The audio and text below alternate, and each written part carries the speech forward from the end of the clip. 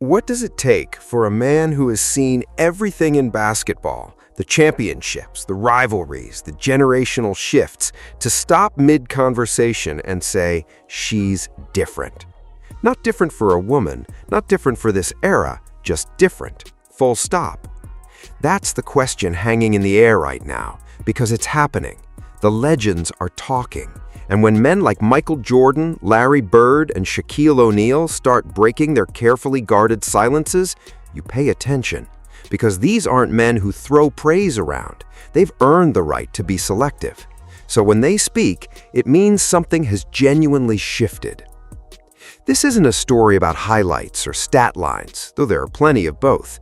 This is a story about two women who walked into a league that wasn't fully ready for either of them and decided to change it anyway. One of them is the most talked about name in basketball right now, a player who has shattered attendance records, sent television ratings through the roof, and made sports executives scramble to keep up with demand they never anticipated. The other one doesn't make as many headlines, but the people who understand the game best, the ones who've lived it at the highest level, they see her. They understand exactly what she brings. Caitlin Clark and Sophie Cunningham. Two players, two completely different styles, one shared mission, and a movement quietly building beneath the surface of women's basketball that nobody fully saw coming. But the legends did.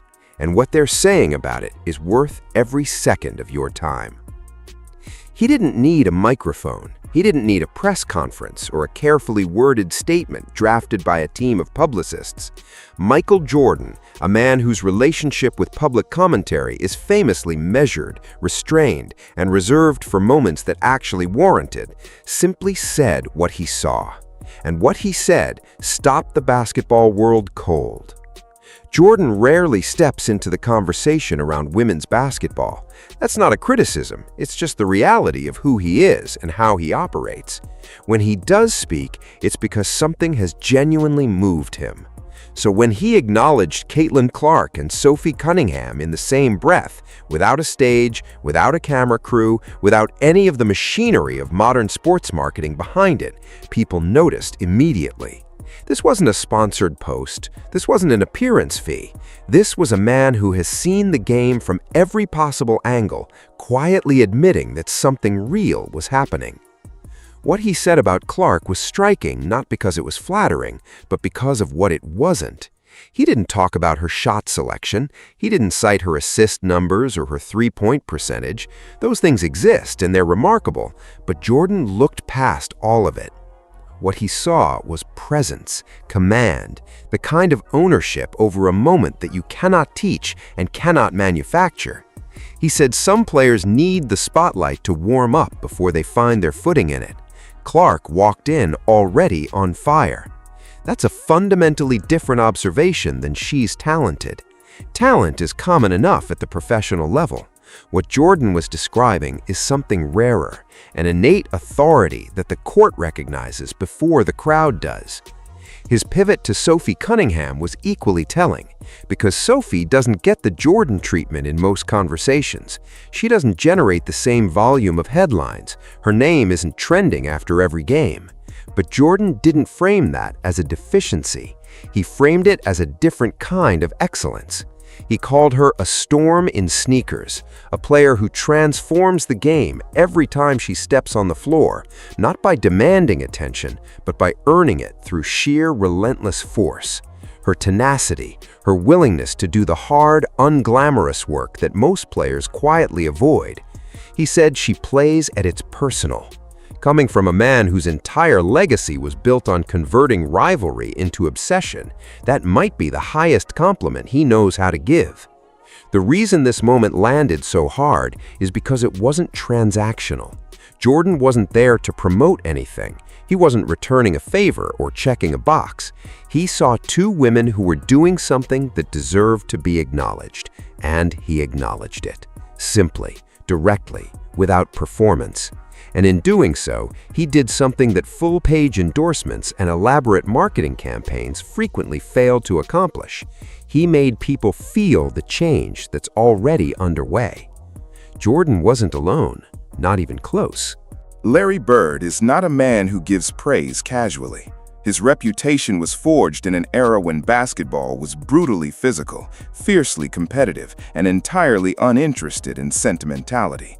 Bird won because he was sharper, more disciplined, and more relentlessly intelligent than almost everyone he played against. He is not someone who reaches for compliments when silence will do. So when he admitted, almost offhandedly as if the observation was too obvious to require dramatic framing, that he had watched more Iowa Hawkeyes games during the 2023 to 2024 season than he'd originally planned to, that admission carried significant weight. More than that, he drew comparisons between watching Clark's play and memories of his own time at Indiana State. That is not a sentimental parallel, that is reverence.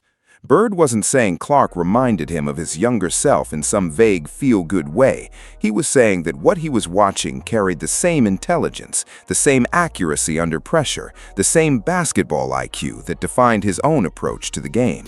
For a man whose legacy rests entirely on those qualities, that comparison is as serious as it gets. It wasn't just women's college basketball Clark was dominating. According to Bird's read of the situation, she was redefining what the sport looks like, full stop. Then came Shaquille O'Neal, and his contribution to this conversation was arguably the most surprising of all, not because of what he said, but because of where he'd been standing before he said it. Shaq had been openly enthusiastic about Angel Reese. He was visible in that camp.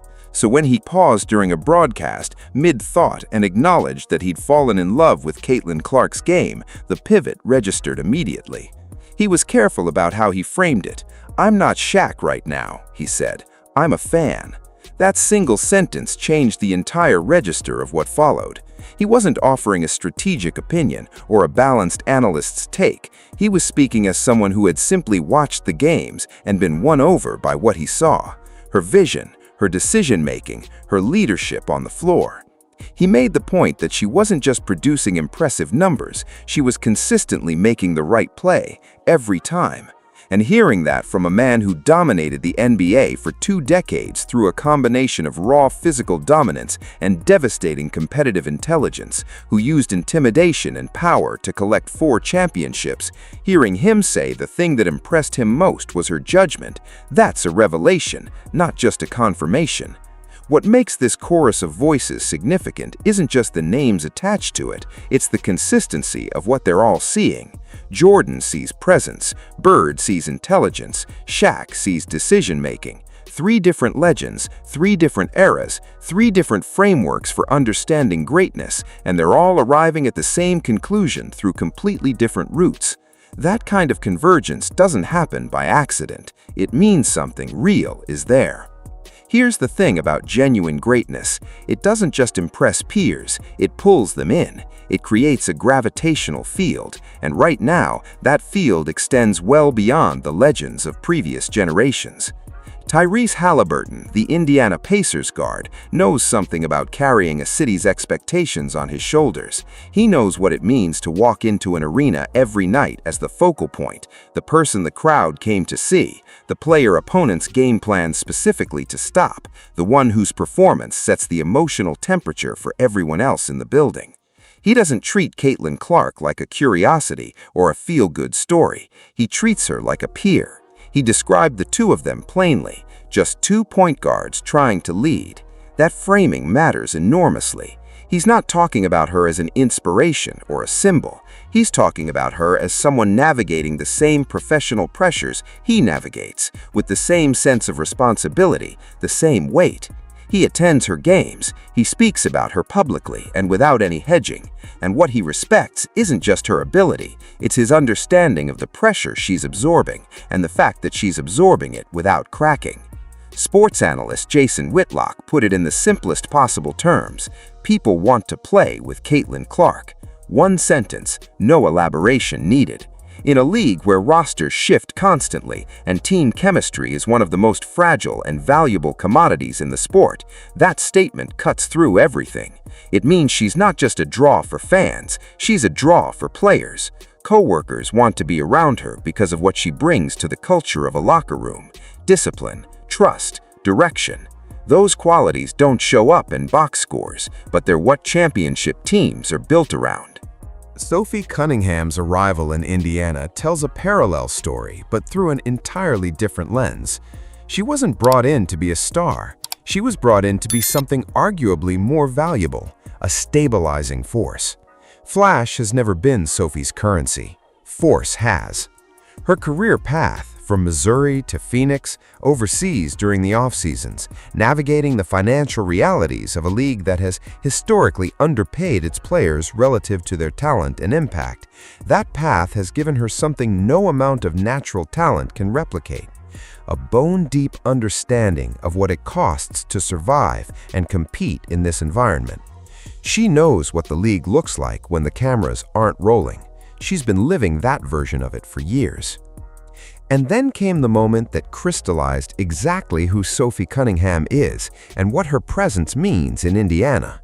During a heated game in June, Clark took a hard foul. Before anyone had time to process it, Sophie was already moving, crossing the court without hesitation, without stopping to calculate the optics, without any visible concern for how it would be received. She got there first. She said what needed to be said. Some people read that as drama. They missed the point entirely. That moment wasn't about conflict. It was a statement. Sophie Cunningham was declaring, without a single word of prepared speech, that this team has a standard, that the people on it protect each other, that Indiana is building something real, and she intends to defend it. The legends are paying attention to both of them for the same fundamental reason, not because of their statistics and not because of their marketability, because of what they represent when the game gets hard and the pressure gets heavy. Unadulterated determination, leadership that holds its shape under duress. That's what separates players from rivals, in Jordan's own words. And right now, both Clark and Cunningham are demonstrating it on a nightly basis. Every player has a moment that defines not just their career trajectory, but their character. For Clark, one of those moments arrived not in a game-winning shot or a record-breaking performance, but in the form of an absence, a name missing from a list. When the 2024 United States Olympic basketball roster was announced and Caitlin Clark's name was not on it, the reaction was immediate and loud. This was the player who had electrified college arenas for 4 straight years, who had single-handedly accelerated the timeline of women's basketball's mainstream arrival, who had broken attendance records and television rating ceilings that the sport had been bumping against for decades, left off the biggest stage in world sports. The silence from Clark herself was deafening and deliberate. She didn't hold a press conference, she didn't post a long statement on social media, she didn't grant interviews to friendly outlets to manage the narrative. She went to work. The omission, whatever its intention, gave her something unexpectedly valuable: space.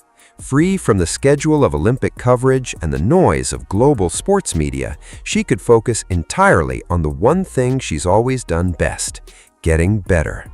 No film crews tracking her workouts, no reporters waiting outside the gym, just the quiet, relentless rhythm of someone who has decided that uncertainty is just fuel in a different form. Dwight Howard, watching from the outside, read the situation accurately. He said he expected her not to fold under it. He expected her to transform because of it. That's not a simple prediction. That requires understanding something specific about a person's competitive makeup, the capacity to process public disappointment without letting it become a ceiling. The criticism circulating around that period wasn't limited to the Olympic roster decision. Jeff Teague, a former NBA guard with no particular reason to weigh in diplomatically, didn't. He said the league played the entire situation wrong. The attendance surge, the merchandise numbers, the ticket sales spike. Clark wasn't just a gifted rookie generating excitement. She was the gravitational center of a genuine cultural movement. And the treatment she received on the floor during those early months felt less like a league welcoming its newest star and more like a system testing her to see if she'd break. Hall of Famer Rick Barry had seen enough hard basketball across enough decades to recognize when physicality crosses a line. When he said the treatment Clark was receiving from defenders felt personal, that observation carried historical weight. Barry flourished in one of the most physically brutal eras the sport has ever seen. His threshold for what constitutes genuinely unfair treatment is not low. His read mattered. And Clark's response to all of it, every cheap shot, every cold shoulder, every moment designed to communicate that she wasn't fully welcome, was consistent and deliberate. She responded with execution, not interviews, not complaints, just performance. Sophie's defining moments arrived differently, less publicly, but no less sharply. When Indiana struggled with inconsistency in the early part of the season, Sophie didn't look for somewhere comfortable to stand. After a particularly frustrating defeat in June 2025, she stepped to the podium and said what needed to be said. Her eyes were steady, her voice didn't waver. She asked, and it wasn't really a question, why the team wasn't competing with consistency. She was demanding accountability from herself first and everyone around her second. There were no hollow promises attached to that kind of fire. When Clark missed a preseason game, Sophie stepped into the void. She made the free throws that forced overtime. She contributed to the victory. She didn't ask for credit. When the Fever shot 30% from the field in a bad home loss, Sophie stood at the microphone afterward and said simply, "We owe the fans better than this." That wasn't a prepared message. It was genuine. The team heard it. Her first double-double of the season, 16 points, 10 rebounds against Atlanta, arrived with a smile and a line that said everything about her. It's about dang time. The humor was real, so was the accountability underneath it. She wasn't playing for personal milestones. She was playing for something bigger than her own stat line, and everyone in that building understood it. Clark's debut season didn't just make noise, it rewrote the business model of women's basketball. Regular season games drawing over 1 million television viewers, arenas that had spent years struggling to sell out, finding themselves turning people away. Sponsorship conversations that previously stalled at modest regional deals, suddenly opening into national partnerships with household brand names. The Indiana Fever's selection of Clark first overall in 2024 didn't just change one franchise's fortunes, it sent a shockwave through the entire league's commercial infrastructure. And the people running that infrastructure were not fully prepared for the magnitude of what arrived. But here's what the headlines about Clark's marketability frequently miss. The person standing next to her in the locker room, who has spent years navigating a version of professional basketball that looks nothing like the one Clark stepped into. Sophie Cunningham built her career in a league with meager marketing budgets, inconsistent exposure, and a financial structure that has historically forced players to spend their off-seasons competing overseas just to make ends meet. She has experienced the WNBA during the years when viewership was an afterthought and player welfare was barely a talking point. She knows what this league looks like from the inside on the days when no cameras are present and no endorsement money is flowing. That institutional knowledge is not incidental to what Sophie brings to Indiana, it's central to it. Because the transformation Clark's arrival has triggered, the television deals, the sponsorships, the cultural visibility, that transformation creates an opportunity, and opportunities require people who understand what genuine, structural change actually looks like to ensure that the moment doesn't simply pass without producing lasting results. Their developing partnership has drawn attention from sports insiders precisely because it suggests something more than two good players finding chemistry on the court. It looks, to those paying close attention, like the beginning of a coordinated push for something more substantial: better pay, safer working conditions, real career support structures for players across the roster, not just the stars. These aren't abstract ideas. Cunningham has lived the problems. Clark now has the platform to address them. Together, they represent a combination the league has never quite seen: star-level influence meeting veteran-level institutional understanding. Clark's social media following already outpaces many prominent male athletes. Her retail numbers and sponsorship activity have generated a level of commercial energy that has forced the entire sports media ecosystem to take notice. That reach extends well beyond the hardwood. It touches media, brand equity, and the kind of cultural conversations that actually move markets. The question that hangs over it all is whether she will direct that influence toward the league's broader advancement, not just her own platform. And the answer to that question may depend heavily on whether veterans like Sophie Cunningham are standing beside her when the moment arrives. Magic Johnson framed it with characteristic precision when he compared Clark's arrival to the Bird Magic era, a genuine inflection point, a moment when the sport's entire trajectory bends. He wasn't overstating it. The numbers support the comparison. Steph Curry, who understands better than almost anyone alive what it means to redefine a sport through the quality of your decision-making rather than your physical dominance, weighed in with something even more specific. What sets Clark apart, he said, isn't the viral moments or the highlight reel range, it's her command of the court, her control. That observation from the man who changed the world's understanding of what a basketball player can look like, that carries real weight. But beneath all of this rising influence, something else is building, something less comfortable, something that the applause can't quite cover. And it's worth looking at directly, because understanding it is essential to understanding what's actually at stake.